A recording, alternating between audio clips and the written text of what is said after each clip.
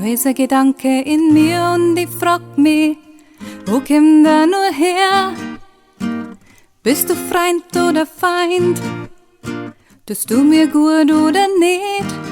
Und im zweiten Fall lass ich dich gleich wieder gehen. Und dann stell ich mir vor, es gab eine Spülmaschine für uns Menschen, die unsere Köpfe wieder sauber machen kann.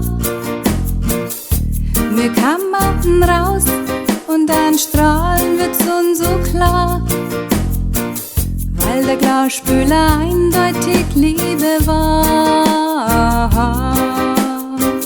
Weil der Glasspüler eindeutig Liebe war. Wir Wolken am Himmel ist manchmal ein Satz in meinem Kopf. Die Kunst einfach weg zum Herrn, möcht ich mir immer mehr erwärmen und nur an das glauben, woran ich glaub möcht. Und dann stell ich mir vor, es gab eine Spülmaschine für uns Menschen, die unsere Köpfe wieder sauber machen kann. Wir kamen raus und dann strahlen wird's uns so klar, weil der Glasspüler eindeutig Liebe war. Weil der Glasspüler eindeutig Liebe war.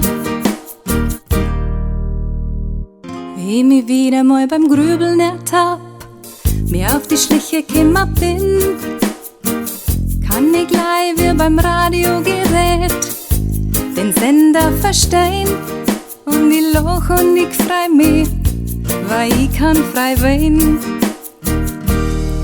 Und dann steh ich mir vor, ich steh in der Spülmaschine für uns Menschen, die unsere Köpfe wieder sauber machen kann.